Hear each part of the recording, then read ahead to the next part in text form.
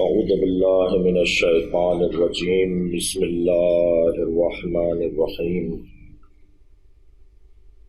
الحمد للہ الذی لا یبلغ مدحته القائلون ولا يحصي نعماءه العادون ولا يعدي حقه المجتهدون الذي ليس لصفته حد محدود ولا نعت موجود ولا وقت معدود ولا أجل ممدود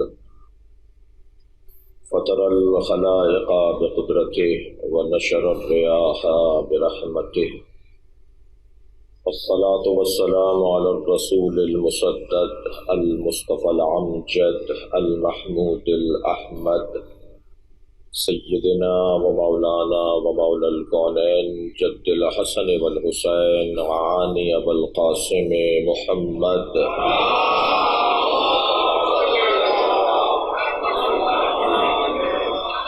وآلہ الطیبین الطاہرین المعصومین الذین قال اللہ انما يريد اللہ لیذهب عنکم الرجس اہل البیت ویطہرکم تطہیرا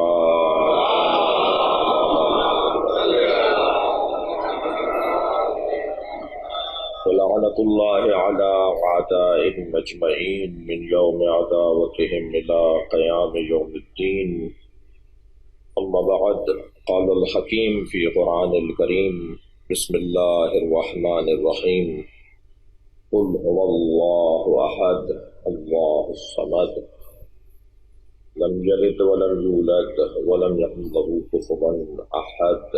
سورہ مبارکہ توحید۔ پروردگار عالم قرآن مجید 114 سورے، 6000 سے زیادہ آیات، اور ہر سورے کی بسم اللہ، اور پھر ہر آیت کا ہر لفظ، وہ آیت 2 صفحوں پر مشتمل ہو یا ایک لفظ پر مشتمل ہو، اللہ کا کلام مکمل پیغام ہدایت، بشریت کے لیے ترقی کی راہیں، نصب العین، ضرورت زندگی، ہم سب کی ضرورت، ہمارے لیے اللہ نے قرآن کو نازل کیا ہے تاکہ انسان ہدایت پا سکے۔ نظام ہدایت الہیہ ہر دور میں مرتب ہوتا رہا، ہر نبی کے زمانے میں نظام ہدایت کو اللہ نے مرتب کیا، مگر اس زمانے کے تقاضے کے مطابق۔ ہمارے نبی کو جو نظام ہدایت بنا کر دیا وہ نبی کے زمانے تک محدود نہیں۔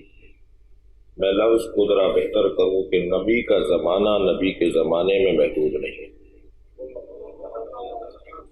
نبی 23 برس کے لیے نبی بن کر نہیں آئے تھے، سرکار 63 برس کی زندگی لے کر نہیں آئے، بلکہ سرکار کی زندگی کا آغاز ہمیں نہیں معلوم کہ کب سے وہ ہیں، اس لیے کہ جب وقت ہی نہیں تھا وہ اس وقت سے ہیں، اور سرکار کب تک ہیں، کب تک رہیں گے، اس کا اندازہ بھی ان کا خالق جانتا ہے۔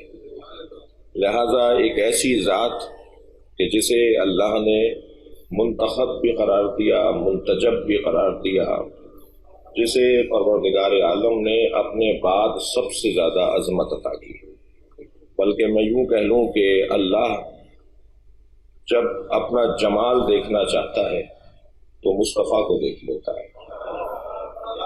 قرآن مجید کی اس آیت کا یہ ترجمہ کہ اِنَّكَ لَعَلَىٰ خُلُقٍ عَظِيمٍ، یہ ترجمہ جو معمولاً کیا جاتا ہے کہ اللہ نے آپ کو عظیم اخلاق پر فائز کیا ہے۔ اِنَّكَ لَعَلَىٰ خُلُقٍ عَظِيمٍ ترجمہ کیا جاتا ہے معمولاً کہ اللہ نے آپ کو عظیم اخلاق پر فائز کیا ہے، اخلاقیات کی عظمت اور کمال پر آپ کو رکھا ہے۔ میں اس پہ تھوڑا سا طالب علمانہ ایک اظہار کرنا چاہوں گا کہ خا، لام، قاف، ان تینوں پر پیش ہیں. خلق، خلق العظیم، قاف پر بھی، خا پر بھی پیش ہے، لام پر بھی پیش ہے. اگر یہاں اخلاق مراد ہوتا، توجہ چاہوں گا، اگر یہاں اخلاق کا ترجمہ کیا جائے اور اخلاق مراد ہو تو ہونا چاہیے تھا خلق العظیم. اخلاق کے خاندان کا لفظ ہے خلق، معاف کی جگہ تخلیق کے خاندان کا لفظ ہے خلق، یہاں پر ہے خلق. ترجمہ یہ نہیں ہوگا، مجھے معاف کیجیے گا، ترجمہ یہ نہیں ہوگا کہ آپ کو اخلاق کے عظیم درجے پر فائز کیا ہے، ترجمہ یہ ہوگا آپ کو خلقت کے عظیم درجے پر فائز کیا ہے. آپ سے اچھی مخلوق ہی نہیں ہے، آپ ہر مرحلہ خلقت میں عظیم تھے. لہذا اس ذات کے ارتقام میں اپنے نبی کے ذریعے جو ہمیں ہدایت کا نظام مرتب کر کے دیا اسے قرآن کہا جاتا ہے. قرآن مجید میں سورے، ہر ایک سورے کی علیحدہ فضیلت بیان ہوئی ہے، مگر سورہ مبارکہ توحید کے فضائل جنہیں آج سے ہم شروع کر رہے ہیں، بات کریں گے، وہ اس کی اپنی ندرت ہے، اس کی اپنی ظرافت ہے. روایت کہتی ہے کہ شکا رجل، ایک شخص نے جس کا نام سہل ابن سعد ساعدی ہے، شکا رجل، ایک شخص نے نبی کی خدمت میں آ کر ایک گزارش کی، ان ضیق معیشت والفقر، اپنی معیشت کی تنگی کے بارے میں اور فقر و ناداری کے بارے میں. فقال، تو رسول اللہ نے فرمایا، اذا دخلت الدار، جب تم اپنے گھر میں داخل ہوا کرو. اب نسخہ دے رہے ہیں ان لوگوں کو کہ جن کے ہاں تنگ دستی ہے، جن کے ہاں فقر ہے، جن کے ہاں ناداری ہے. صبح کی مجلس ہے، آغاز دن ہو رہا ہے، دن کا آغاز ہے، فقر اور ناداری کو ختم کرنے کا نبی کا بتایا ہوا نسخہ اس منبر سے ہدیہ لیتے جائیے.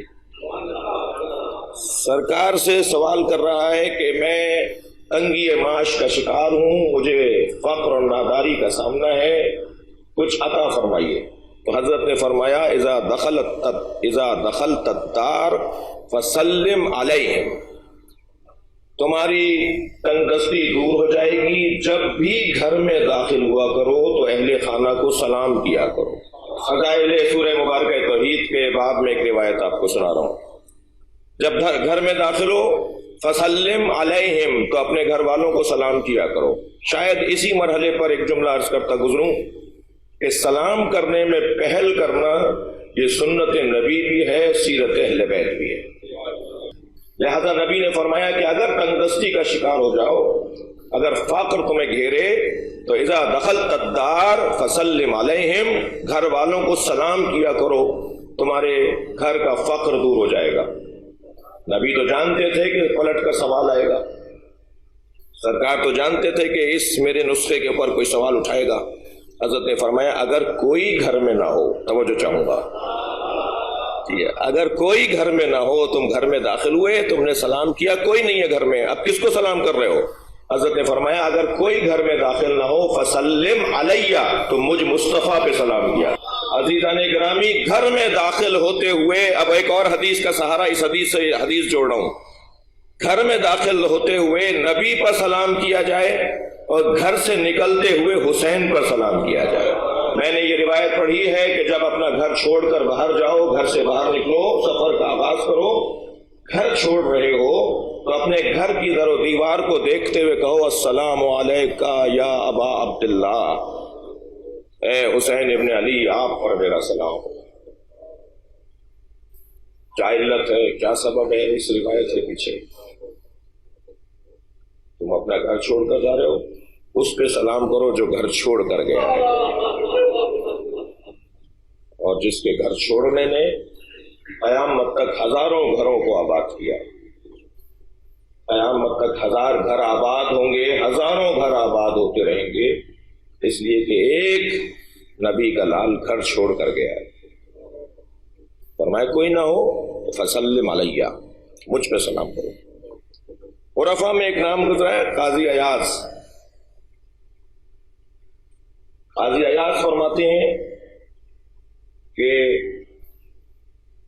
یہ تو نبی کی حدیث ہے نا، کیا ہے، گھر والوں کو سلام کرو اور اگر گھر میں کوئی نہ ہو تو مجھ پہ سلام کرو۔ قاضی ایاز ایک عارف ایک اہل دل شخصیت کا نام، فرماتے ہیں کہ نبی نے تو یہ رہنمائی فرمائی، مگر ہمیں نبی نے اس سے تو نہیں روکا کہ جب ہم گھر میں داخل ہوں تو گھر والوں پر بھی سلام کریں اور نبی پر بھی سلام کریں۔ تو ہم جب بھی گھر میں داخل ہوں تو دو سلام کریں، ایک اہل خانہ پر اور ایک سرکار دو جہاں پر۔ اب دلیل سنیے ان کی، قاضی ایاز کی، کہتے ہیں کہ نبی پر سلام اس لیے کرو کہ لأن روحہ موجود فی بیوت المسلمین، کیونکہ سرکار کی روح مبارک ہر مسلمان کے گھر میں ہوتی ہے۔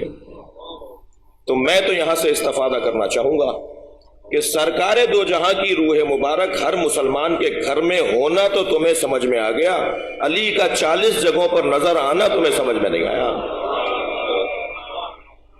میں ان لوگوں سے جنہیں سمجھ میں نہیں آیا، قاضی ایاز کا عقیدہ نہیں ہے۔ صلوات پڑھیں ذرا محمد والے۔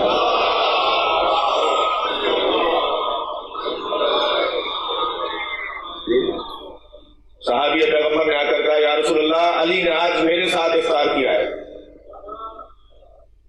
برابر میں بیٹھے ہوئے ایک صحابی نے کہا یا رسول اللہ یہ بیان غلط ہے، علی تو میرے ساتھ دسترخوان پر تھے۔ کچھ فاصلے پہ بیٹھے ہوئے ایک اور صحابی کی آواز آئی یا رسول اللہ یہ دونوں شاید کسی اشتباہ کا شکار ہیں، علی نے تو اس افطار میرے ساتھ کیا ہے۔ توجہ ہے، ابھی اصحاب میں یہ گفتگو تھی کہ جبریل نازل ہوئے کہ علی کو آج عرش پر اللہ نے افطار کے لیے بلایا تھا۔ مولا کائنات کا 40 جگہوں پر حاضر ہونے کی روایت اہل سنت کے بعض بزرگوں نے بھی نقل کی ہے، ہمارے علماء نے بھی نقل کی ہے کہ مولا ایک دن میں کئی جگہ پر نظر آئے۔ اچھا ممکن ہے یہاں بھی کوئی ہو جس کے حلق سے نہ اتر رہا ہو۔ خطیب اگر قیافہ شناس نہ ہو تو پھر خطیب ہونے پر اسے شک ہونا چاہیے۔ عرض کر رہا ہوں کہ مولا کے بارے میں یہ عظمت کا ایک باب ہے، علی بن ابی طالب کے باب عظمت میں یہ ایک نقضی دلیل دوں گا، ایک حلی دلیل دوں گا۔ مولا کا ایک سے زیادہ جگہوں پر ہونا یہ آپ کی حیات طیبہ میں مشکل نہیں ہے،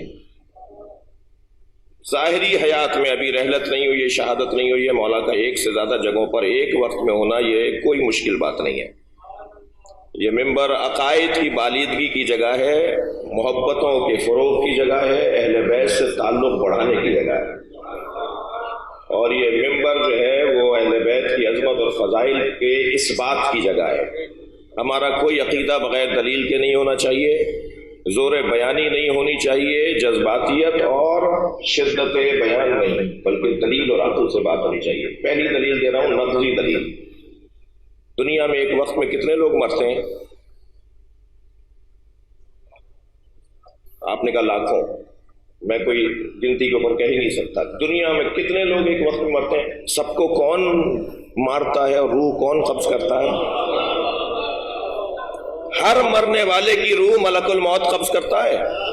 تو ملک الموت کا ایک وقت میں لاکھوں جگہ پر آنا سمجھ میں آتا ہے، جو ملک الموت کا بھی مولا ہو۔ صحیح حدیثوں سے ہمارے پاس ثابت ہے کہ اللہ نے انہیں اولی الامر بنایا ہے۔ یہ آیہ کریمہ اور اولی الامر یعنی جتنے بھی امور اللہ نے فرشتوں میں تقسیم کیے، تم بارش برساؤ گے، تم ہوا چلاؤ گے، تم ماں کے شکم میں تصویر بناؤ گے،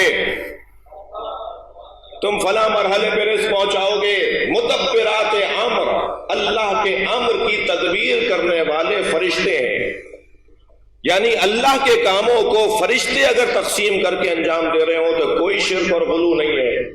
اور اگر میں کہہ دوں کہ میں واسطہ فیض علی سے رزق لیتا ہوں تو اس میں کیا پریشانی کی بات ہے؟ یہ تو ہوئی ایک عقلی دلیل۔ سورہ مبارکہ توبہ کو ضرور جا کر میرے بچے اور جوان خاص طور پہ گزارش کروں گا کہ اس کی تلاوت زیادہ کریں۔ سورہ توبہ میں انبیاء کرام خاص طور پر ہمارے نبی اور اہل بیت عصمت و طہارت کے فضائل بہت بیان ہوئے۔ جی ارشاد ہو رہا ہے فَسَيَرَ اللَّهُ عَمَلَكُمْ وَرَسُولُهُ وَالْمُؤْمِنُونَ، تم سب کے اعمال کو اللہ دیکھتا ہے کیا جس وقت قرآن نازل ہو رہا تھا اس وقت کے مسلمانوں سے قرآن بات کر رہا ہے؟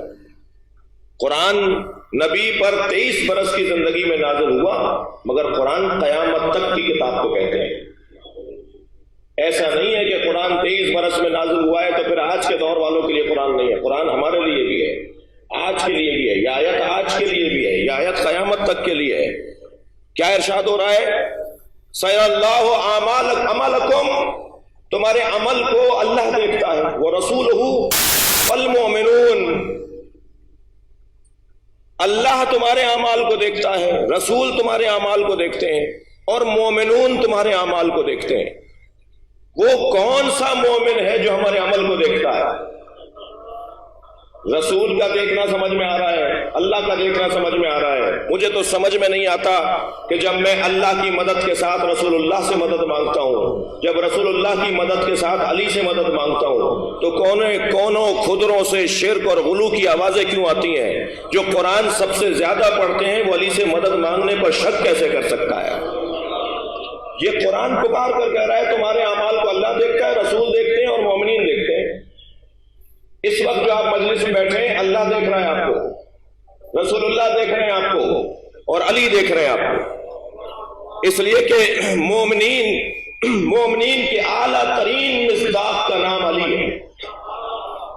بھائی اگر تھکے ہوئے نہیں ہے تو ایک جملہ کہوں، ایمان کے آخری درجے پر سلمان فائز ہیں، پھر بھی مومن ہیں، اور جو سلمان کا بھی مولا ہو اس مومن کو کیا کہا جائے گا؟ اسے کل ایمان کہا جائے گا، بنیاد دین کہا جائے گا، اساس ایمان کہا جائے گا۔ ائمہ اہل بیت، نبی، رسول، نبی، مولا علی، ائمہ اہل بیت کے حاضر و ناظر ہونے پر اگر قرآن میں کوئی آیت ہے تو وہ یہی آیت ہے۔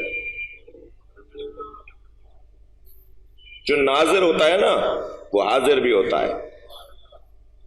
جی بہت دور بیٹھ کر اگر کوئی دیکھ بھی رہا ہو تو دیکھنا اولویت اور اہمیت کا حامل ہے بنسبت حاضر ہونے کے۔ بہت سے لوگ حاضر ہوتے ہیں مگر ناظر نہیں ہوتے۔ ناظر ہونا بڑا کمال ہے۔ کبھی خاص مجلس ہو تو عرض کریں کہ امام ابو حنیفہ کے اور مکتب اہل بیت کے تعلقات اور تعلق اور جو ان کا اہل بیت کے چاہنے والوں کے ساتھ پیار ہے وہ بڑا منفرد ہے۔ امام ابو حنیفہ معتوب قرار پائے تھے ابو جعفر منصور دوانقی کے ہاتھوں، جو ہمارے بھائیوں کے سب سے بڑے فقہی امام ہیں، فقی ہیں۔ وہ معتوب قرار پائے تھے، ان کے ساتھ زیادتی ہوئی، ظلم ہوا، ان کے ساتھ جیل میں ڈال دیا تھا انہیں۔ حضرت زید شہید کے خلاف فتویٰ نہیں دے رہے تھے، حضرت زید شہید کے قیام کو باطل قرار نہیں دے رہے تھے، بلکہ برعکس ان کے قیام کی حمایت کر رہے تھے، اور فتویٰ دیا کہ زید شہید کا ساتھ دینے والے افراد مجاہد شمار کیے جائیں گے۔ دیکھیے آج بڑے آرام سے میں تبصرے کر لوں، بڑے آرام سے میں باتیں کر لوں، بڑے آرام سے سنی سنائی باتوں پر اور اپنے دماغی خلیوں کے قیاسوں کو جوڑ کر، صغرا کبرا کو جوڑ کر کسی کے بارے میں رائے قائم کر لوں، بہت آسان ہے۔ مجھے تو ان لوگوں پہ تعجب ہوتا ہے کہ جو جب شام زیارت کے لیے جاتے ہیں اور حضرت بلال کی قبر مبارک پر یا نہیں جاتے یا بے ادبی کر رہے ہوتے ہیں، اور کیا دماغ میں خناس ہے کہ یہ بی بی کو چھوڑ کر چلے گئے تھے نبی کی رحلت کے بعد۔ تم جیسے لوگ اگر اس زمانے میں ہوتے تو معلوم نہیں کون سے خیمے میں ہوتے۔ بہت مشکل دور تھا۔ امام ابو حنیفہ اہل سنت کے حصے میں ہی نہیں رہنے چاہیے، ہمیں بھی انہیں پڑھنا چاہیے۔ اور 10 جلدوں میں کتاب لکھی گئی ہے، تہران سے چھپی ہے، میں سمجھتا ہوں قم سے چھپی ہے، 10 جلدوں میں۔ امام جعفر صادق و مذاہب اربعہ، امام صادق اور چاروں مذہبوں کے درمیان کیا اتفاق اور کیا اشتراک تھا، پڑھنے کی ضرورت ہے۔ یعنی وہی مسئلہ جو میرے مولا امام صادق نے بیان کیا، وہی مسئلہ اگر امام ابو حنیفہ بیان کر رہے ہیں تو ہم دو سنی شیعہ کو قریب آنے میں مدد ہوگی یا نہیں ہوگی؟ امام ابو حنیفہ تشریف فرمائے، شاگرد بھی ہیں مولا صادق کے۔ جب کسی نے ان سے پوچھا کیا عمر ہے آپ کی، 70 سال کی عمر تھی، کہنے لگے 2 سال کا ہوں۔ اس نے کہا جی آپ کی عمر تو 2 سال کی نہیں ہے، کیا مطلب ہے اس جواب کا؟ فرمانے لگے لولا السنتان لہلک النعمان، اگر 2 سال جعفر صادق کی خدمت میں جو گزارے ہیں وہ ہٹا دو تو میرا کوئی وجود ہی نہیں ہے۔ تو بیٹھے ہیں امام صادق کے ساتھ، کون؟ حضرت امام ابو حنیفہ۔ کھانے کا وقت تھا، دسترخوان لگایا گیا۔ جب کھانا کھا لیا تو حضرت سے انہوں نے کہا آپ دعا فرمائیں۔ حضرت ان کے استاد ہیں، امام نے دعا فرمائی۔ تو دعا میں امام نے ایک جملہ فرمایا، امام فرمایا اللہم ان ھذا منک و من رسولک، یا اللہ یہ جو کھانا ہم نے کھایا ہے یہ تیری طرف سے تھا اور تیرے رسول کی طرف سے تھا۔ ذہن میں رہے اللہ اعمال کو دیکھتا ہے، رسول اعمال کو دیکھتے ہیں، مومنین اعمال کو دیکھتے ہیں۔ تو حضرت ابو حنیفہ نے فرمایا جعلک مع اللہ شریکا، کیا آپ نے اللہ کے ساتھ رسول اللہ کو شریک بنا دیا؟ کیا کہا؟ یا اللہ یہ جو رزق ہم نے کھایا ہے تیری طرف سے تھا اور رسول اللہ کی طرف سے تھا۔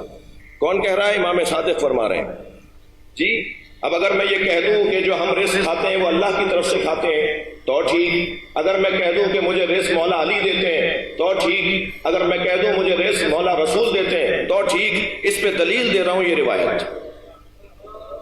میں نے مولا علی سے رزق لینے کے باب میں کب کہا ہے کہ اللہ کے علاوہ علی کا کوئی نظام ہے؟ اللہ کا انکار کر کے علی کو ماننا کفر ہے، اللہ کے ساتھ برابر کی حیثیت دینا علی مولا کو شرک ہے۔ مگر اللہ نے علی کو یہ طاقت دی ہے کہ وہ ہمیں فیض پہنچائیں، یہ عین توحید ہے، یہ عین توحید ہے۔ نبی نے مولا نے فرمایا یا اللہ یہ تیری طرف سے تھا اور رسول اللہ کی طرف سے تھا، کہنے آپ نے اللہ کے ساتھ شریک قرار دیا ہے رسول اللہ کو؟ حضرت نے فرمایا میں نے شریک قرار نہیں دیا۔ تم نے سورہ توبہ پڑھی ہے کیا؟ سورہ توبہ میں ان 2 آیتوں کی تلاوت کی ہے، ان اغناہم اللہ ورسولہ من فضلہ، اللہ اور اللہ کے رسول نے اپنے فضل سے انہیں غنی بنا دیا۔ میں تو چند روٹیوں کے بارے میں کہہ رہا تھا یہ اللہ اور اللہ کے رسول کی طرف سے ہے، قرآن تو کہہ رہا ہے جتنے بھی لوگ دنیا میں غنی ہیں وہ اللہ اور اللہ کے رسول کی وجہ سے۔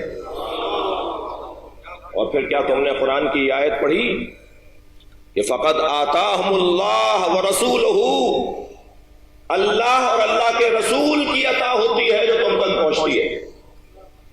تو اللہ کے ساتھ رسول اللہ کی عطا کا ذکر یہ قرآن مجید میں سمجھ میں آتا ہے اور قرآن کی روشن آیات ہے۔ اسی طرح اگر میں یہ کہہ دوں کہ اللہ ہمارے اعمال کو دیکھ رہا ہے، رسول اللہ ہمارے اعمال کو دیکھ رہے ہیں، مولا علی ہمارے اعمال کو دیکھ رہے ہیں، تو یہ کہاں شرک ہے؟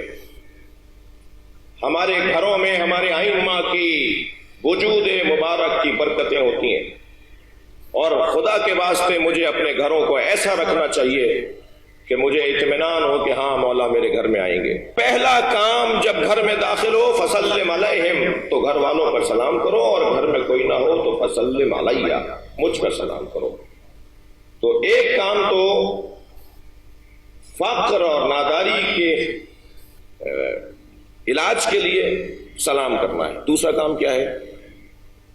فقرا سورۃ الاخلاص، جب بھی گھر میں داخل ہو تو دوسرا کام یہ کرو کہ سورہ توحید کی تلاوت کرو۔ جب تم سورہ توحید کی تلاوت اپنے گھر میں داخل ہو کے کرو گے تو یقین جانو، سلام کرو، گھر والوں کو مجھے سورہ توحید کی تلاوت کرو، فضائل سورہ توحید کے باب میں یہ روایت مکمل کرو، اور سورہ توحید کی تلاوت کرو۔ جب تم سورہ توحید کی تلاوت گھر میں کرو گے فنفضا الفقر عن منزلہ، تو تمہارے گھر سے فقر ایسے بھاگے گا جیسے خشک زمین میں پانی دب جاتا ہے، تمہارے گھر سے فقر ختم ہو جائے گا۔ 2 کام کرنے ہیں، سلام کرنا ہے گھر والوں کو، سرکار کو، اہل بیت کو سلام کرنا ہے، اور سورہ توحید کی تلاوت کرنی ہے۔ اس سے معاشرے میں ایک بڑا فرق، ہمارے گھروں میں فقر و ناداری سے نجات۔ فضائل سورہ توحید میں ایک اور روایت سناؤں گا آج۔ میرے مولا علی علیہ السلام کثرت سے سورہ توحید کی تلاوت فرماتے ہیں۔ ہم پہلی رکعت میں سورہ الحمد کے بعد کوئی چھوٹا سورہ سورہ قدر پڑھتے ہیں، اور معمولاً دوسری رکعت میں سورہ الحمد کے بعد سورہ توحید پڑھتے ہیں، مگر علی مولا دونوں رکعتوں میں، پہلی رکعت میں بھی اور دوسری رکعت میں بھی، سورہ الحمد کے بعد مولا علی سورہ توحید کی تلاوت فرماتے ہیں۔ جب پوچھا نبی مکرم نے تو فرمایا یا رسول اللہ مجھے سورہ توحید سے عشق ہے۔ علی ہی کو سورہ توحید سے عشق کیوں ہے؟ اس لیے کہ علی کے باب فضائل میں لوگ گمراہی کا شکار ہوں گے، علی کی عظمت بھی دیکھیں، سورہ توحید کی تلاوت بھی دیکھیں، تاکہ شرک اور غلو سے محفوظ رہیں۔ جب دیکھا نبی مکرم نے کہ علی عشق کرتا ہے سورہ توحید سے، تو ایک حدیث مولا علی کی شان میں سرکار کی، ارشاد فرمایا یا علی مثلو کا فی امتی مثلو قل هو اللہ احد۔ صلوات پڑھے محمد۔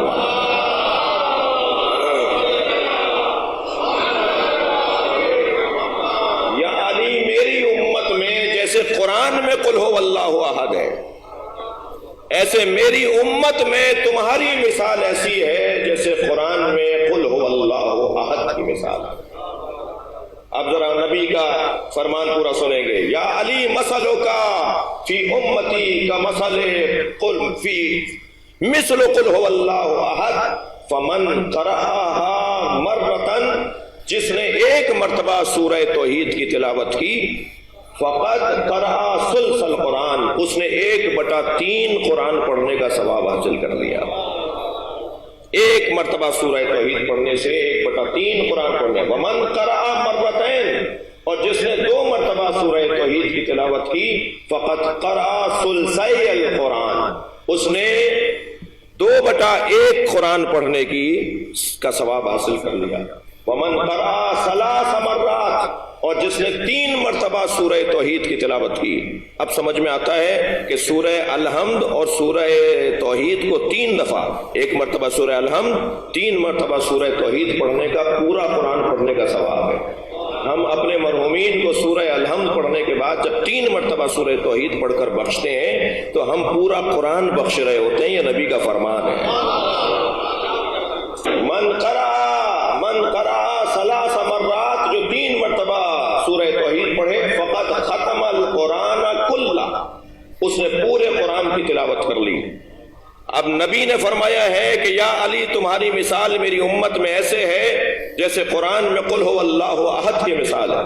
تو اب وہ مثال کو نبی نے، مثل کو، تمثیل کو نبی نے یوں مکمل فرمایا وہاں کیا، جو 1 مرتبہ پڑھے 1/3، جو 2 مرتبہ پڑھے آدھا قرآن، جو 3 دفعہ پڑھے پورا قرآن۔ اب مولا علی کے لیے فرماتے ہیں فمن احبک یا علی بلسانہ فقد کمل لہ ثلث الایمان، یا علی جس نے زبان سے تمہارا ذکر کیا اس کا 1/3 ایمان مکمل ہو گیا۔ یہ جو ابھی آپ یا علی مدد بول رہے تھے نا، یہ زبان سے علی کا ذکر ہے۔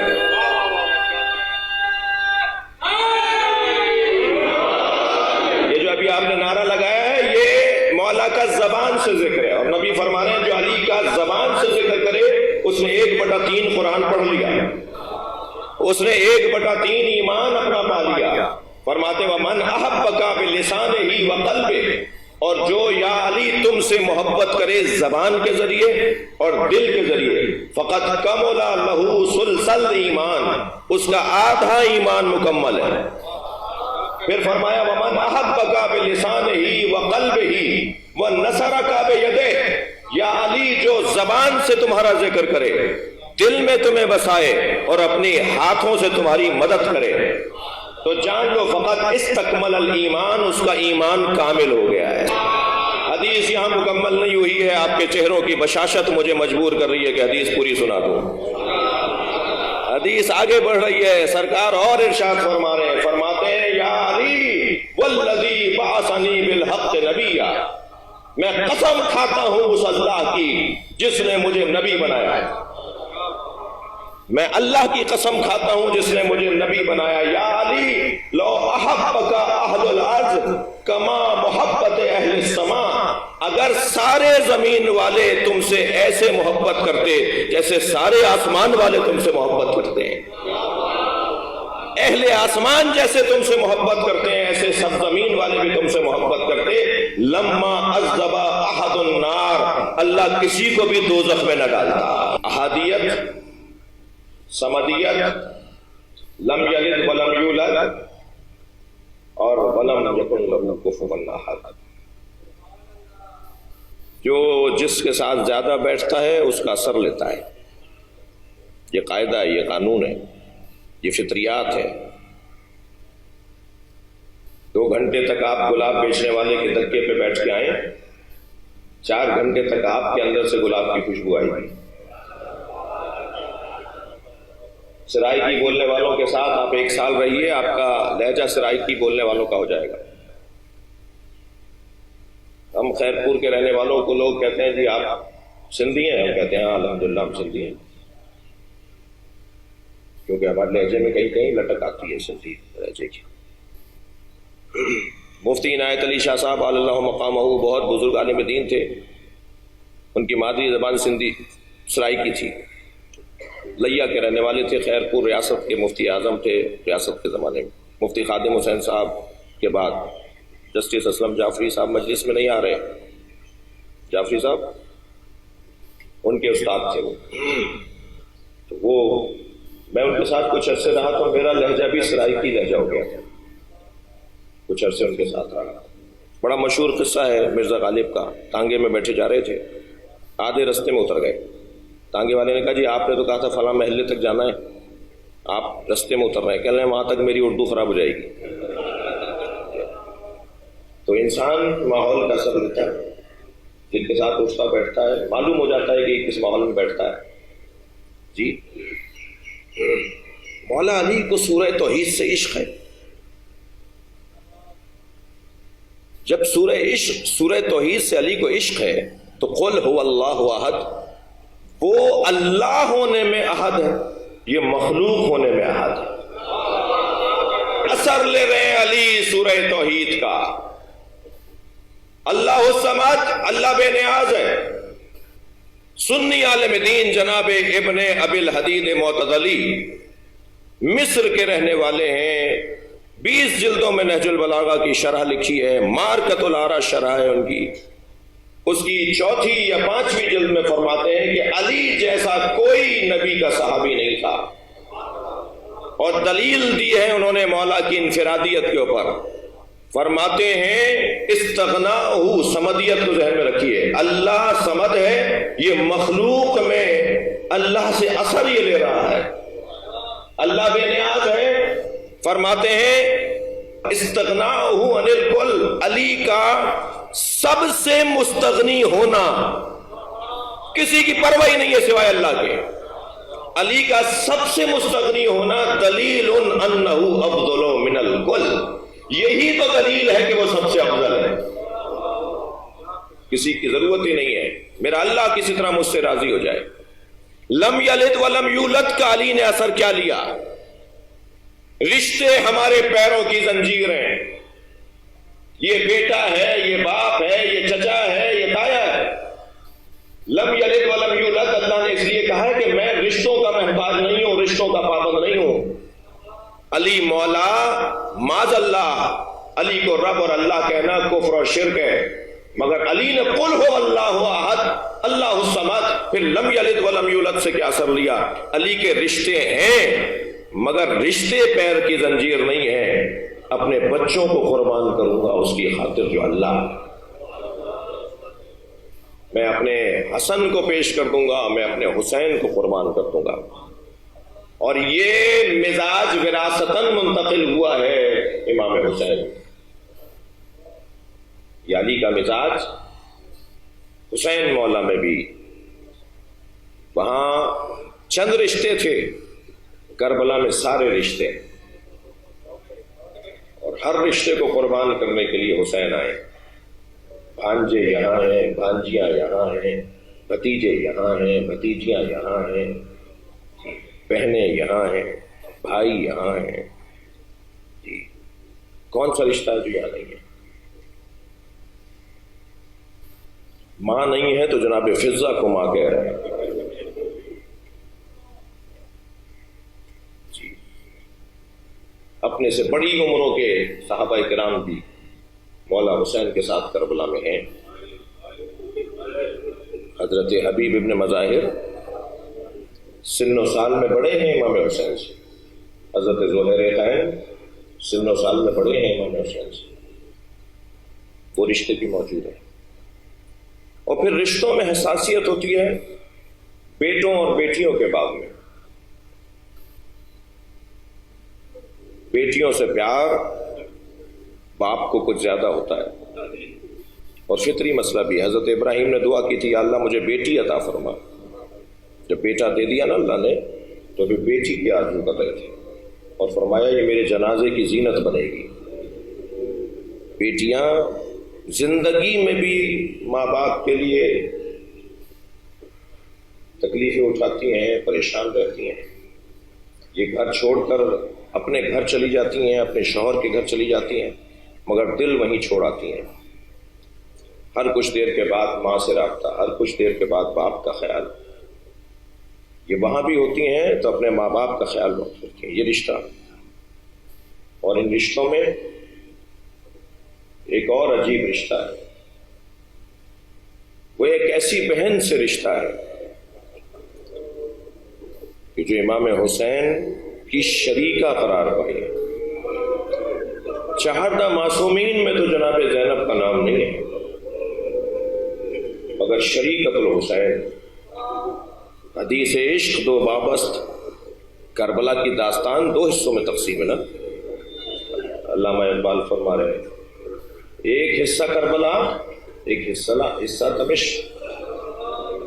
کربلا مکمل ہی جب ہوگی کہ جب دمشق کی داستان سنی جائے گی۔ اقبال فرماتے ہیں حدیث عشق دو بابست، کربلا و دمشق، یکے حسین رقم کر دیگر زینب۔ کربلا کے سردار کو حسین کہتے ہیں، اور دمشق کی شہزادی کو زینب کہتے ہیں۔ اللہ آپ کو جناب زینب کی زیارت کا شرف عطا کرے، اور جب آپ شام جائیں نا تو ایک چھوٹی سی قبر اور بھی ہے، اس قبر پہ ضرور جا کے سلام کیجیے گا،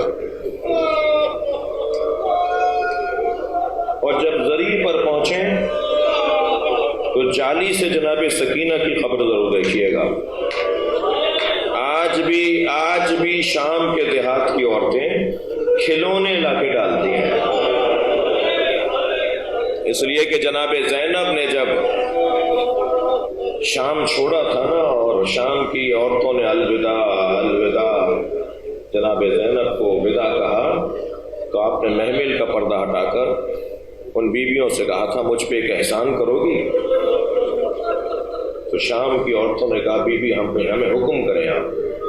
تو حضرت نے بی بی سکینہ کی قبر کی طرف اشارہ کر کے کہا میری سکینہ کو اکیلا نہ چھوڑنا، اجرکم اللہ اجرکم اللہ، اس کی قبر پہ ضرور آتے رہنا۔ آج بھی شام کے دیہات کی عورتیں جناب سکینہ کی قبر پہ یہ نوحہ پڑھتی بھی آتی ہیں، تمہاری پھوپھی کا حکم تھا کہ ہم تمہاری قبر پر آتے رہیں۔ عزیزانو، کربلا عجیب داستان ہے۔ یہاں عوان و انصار کی قربانیاں، یہاں بنی ہاشم کی شہادتیں۔ کون سا ایسا مجاہد ہے کہ جس کی قربانی، جس کا انداز وغا، جس کی جان دینے کا انداز منفرد نہ ہو؟ زہیر خین نہیں تھے امام کے لشکر میں، حسین ڈھونڈ کے لائے۔ دو لوگوں کا حسین نے انتظار کیا ہے، ایک حبیب ابن مظاہر اور ایک زہیر خین۔ ایک کو خط لکھ کر بلایا اور ایک کو ڈھونڈا ہے حسین نے کہ کہاں ہے۔ جب معلوم ہوا نا کہ زہیر مکے گئے ہوئے ہیں اور ان کا رستہ یہ ہے، کچھ فاصلے سے امام کا رستہ وہاں سے قریب ہوتا تھا، فرمایا عباس کچھ ہمارا قافلہ اس رستے کی طرف لے کے چلو، اس رستے سے ہم گزریں گے، پھر دوبارہ اس راہ پر آ جائیں گے جو ہمیں کربلا پہنچائے گی۔ تو ایسے ہی ہوا، خیمے لگے ہوئے ہیں زہیر خین کے۔ مولا نے فرمایا عباس اپنے خیمے لگوا دو اور جا کے زہیر سے کہو کہ حسین بلا رہے ہیں۔ جب مولا عباس پہنچے ہیں حضرت زہیر کے خیمے پر اور امام حسین کا پیغام دیا تو انہوں نے کہا میرا سلام حسین کو کہنا، اور اپنے خیمے کی پشت پر گئے۔ چند گھوڑوں میں سے ایک جو سب سے قیمتی گھوڑا تھا، جو سب سے خوبصورت گھوڑا تھا، اس کی لگام پکڑ کر لائے اور کہا میری طرف سے حسین کو یہ ہدیہ دے دینا، کہنا میری طرف سے یہ گھوڑا قبول کر لیں۔ حضرت عباس گئے اور پلٹ کر واپس آئے، کہا مولا فرماتے ہیں مجھے تمہارے گھوڑے کی ضرورت نہیں ہے، مجھے تمہاری ضرورت ہے۔ کہا حسین سے جا کر کہو کہ میں لا تعلق رہنا چاہتا ہوں، آپ اپنا سفر جاری رکھیے، مجھے واپس مدینے جانے دیجیے۔ حضرت عباس پلٹ کر آئے، کہا حسین ملنے آ رہے ہیں۔ جیسے ہی زہیر خین نے سنا نا کہ حسین خود آ رہے ہیں، زہیر کے ہاتھ پیر پھولنے لگے، آمادہ ہوئے، جلدی جلدی سر پہ امامہ رکھا، آبا رکھی، خیمے سے باہر نکلے، سامنے حسین کا گھوڑا ہے۔ آگے بڑھ کر امام کے ہاتھوں کا بوسہ دیا، امام نے زہیر کا ہاتھ پکڑا اور دونوں امام اور زہیر، تیسرا کوئی فرق نہیں ہے، امام نے زہیر کا ہاتھ پکڑا اور بیابان میں تنہا چلے گئے۔ کچھ دیر کھڑے بات کرتے رہے، جب لوٹ کر آئے حسین اپنے گھوڑے پر بیٹھ کر اپنے خیمے کی طرف چلے گئے اور زہیر اپنے خیمے میں آ کر اپنی زوجہ سے کہنے لگے میں تمہیں طلاق دینا چاہتا ہوں۔ زوجہ کہنے لگی کہ ہم میں کبھی اختلاف نہیں ہوا، ہماری زندگی تو بڑی خوشگوار گزری ہے، یہ تم مجھے طلاق کیوں دینا چاہتے ہو؟ کہا حسین نے جنت میں میرا مقام دکھایا ہے، اب شہادت میرا مقدر ہے اور سعادت میرے لیے لکھ دی گئی ہے، میں حسین کو چھوڑ نہیں سکتا، اور جب میں حسین کو نہیں چھوڑ رہا اور میں حسین کے ساتھ جانا چاہتا ہوں تم بیوہ ہو جاؤ گی، کیا احتیاط ہے؟ بیوگی کی عدت زیادہ ہے، طلاق کی عدت کم ہے، کہ میں تمہیں طلاق دیتا ہوں تاکہ عدت تمہاری کم رہے، تم جلدی مجھ سے آزاد ہو جاؤ۔ اور دوسرا سبب یہ ہے کہ اگر تم میرے ساتھ رہو گی تو اے دلہا، دلہا نام تھا خاتون کا، اے دلہا جب مرد مار دیے جاتے ہیں تو عورتوں کو اسیر بنا دیا جاتا ہے، جگہ جگہ تشہیر ہوگی کہ یہ زہیر کی زوجہ ہے۔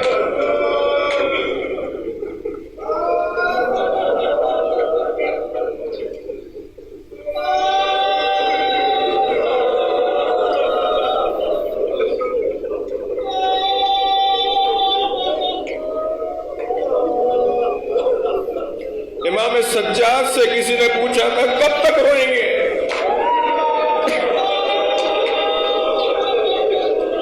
36 سال امام زین العابدین روتے رہے۔ شہادت تو آپ کا ورثہ ہے، آپ کے خاندان کو شہید کر دیا گیا، شہادت تو آپ کا ورثہ ہے، کب تک روئیں گے؟ سنیں گے امام نے ایک مرتبہ آہ بھر کے گریہ کیا اور روتے ہوئے فرمایا شہادت ہمارا ورثہ تھا مگر ماں بہنوں کا بازاروں میں جانا یہ ہم اہل بیت کا ورثہ نہیں تھا۔ اجرکم اللہ، اجرکم اللہ۔ اگر تاخیر ہو رہی ہو تو مجھے معاف کریں گے، ایام عزا کے ہیں، ایام گریے کے ہیں۔ کسی مرحلے پر عزادارو جناب زینب نے یہ نہیں کہا کہ میں اس امتحان سے نہیں گزروں گی، کیسے کیسے امتحان دیے جناب زینب نے، لیکن جب دربار یزید آیا نا فرمانے لگی میں اس دربار میں نہیں جاؤں گی۔ ایک شبانہ روز 24 گھنٹے آپ اپنی زبان میں کہہ لیجئے، 24 گھنٹے دروازے پہ کھڑا کیا گیا کہ پوچھا نا کہ تم ہمیں کیوں نہیں لے جاتے ہو؟ تو کہنے لگے ابھی دربار سجایا جا رہا ہے، ابھی دربار سے ابھی کرسیاں لگائی جا رہی ہیں، ابھی مہمانوں کا انتظار ہو رہا ہے، نبی زادیاں کھڑی ہیں، نبی زادیاں کھڑی ہیں۔ عزاداروں رونے کے لیے بعض اوقات ایک ہی جملہ کافی ہوتا ہے۔ آیت اللہ شیرازی صاحب فتوی تحریم تمباکو وہ ایک جملے پر چیخ مار کے روئے اور اتنی دیر روتے رہے کہ پھر بے ہوش ہو گئے، اور وہ جملہ یہ تھا کہ آواز دی گئی زینب کو دربار میں لایا جائے۔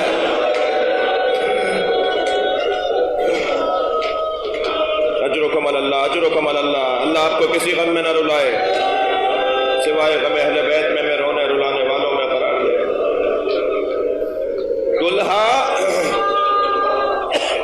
दुल्हा अगर मैं मारा गया तो तुम्हें असीर बना दिया जाएगा और जगह जगह तशहीर होगी कि ये ज़ुहैर की ज़ौजा है, लिहाजा तुम यहीं रहो। तलाक नहीं दी, उन्होंने कहा मुझे तलाक नहीं दो। वो खैमे में रहीं और एक जगह खैमा लगा के बैठ गई कि जब ये वाक़या गुजर जाएगा जहां मेरा शौहर जा रहा है हुसैन के साथ, तो मैं देखूंगी कि मेरे शौहर के साथ क्या हुआ, हुसैन के साथ क्या हुआ। एक गुलाम छोड़ दिया अपनी ज़ौजा के पास खिदमत करने को। सुनेंगे अज़ादारों, वाक़या करबला गुजर गया, नेज़ों पे सरों को उठा लिया गया। करबला से कूफा की और कूफा से शाम की राहों में ये सर गुजरे, असीर बीबियां गुजरी। मैं कहता हूं हम घंटों रोते रहे ना इस एक रिवायत पे जो अभी सुनाने जा रहा हूं, तो ये रिवायत सख्त है और हमारा गिरिया कम होगा। जब सर आना शुरू हुए तो दुल्हा ने अपने शौहर जनाबे ज़ुहैर का सर भी नेज़े की अनी पर देखा। जब देख लिया कि मेरा शौहर मारा गया है, नेज़े की अनी पर सर है, तो अपने गुलाम को बुलाकर अपने खैमे से एक कफन ला के दिया और कहा जाओ करबला और अपने मालिक को कफन पहना के दफना कर आ जाओ, और अगर तुमने ऐसा कर लिया तो मैं तुम्हें माफ कर दूंगी, मैं तुम्हें आज़ाद कर दूंगी, मैं तुम्हें आज़ाद कर दूंगी, मैं तुम्हें छोड़ दूंगी, तुम्हारी गुलामी खत्म हो जाएगी, अपने मालिक ज़ुहैर को कफन पहना के आ जाओ। सुनेंगे ज़दारो, ये 2 दिन बाद लौटा और जब घोड़े की हिनहिनाने की आवाज सुनी तो ये खेमे से बाहर आई कि गुलाम आ गया है। तो क्या देखा, कफन हाथों पर है, गर्दन लटकी हुई है। ज़ुहैर के गुलाम के हाथों पे कफन है, गर्दन लटकी हुई है, सर झुकाया हुआ है। तो वहीं से आवाज देकर कहा मैं तुझे आजाद नहीं करूंगी, जो काम मैंने तुझे दिया था तू करके नहीं आया। तो उसने रोते हुए कहा मालिकन आप मुझे आजाद न करें, मुझे सारी जिंदगी अपना गुलाम रखे। कहा तू कफन पहना कर क्यों नहीं आया? कभी भी कफन एक था, मैं हुसैन का लाशा कैसे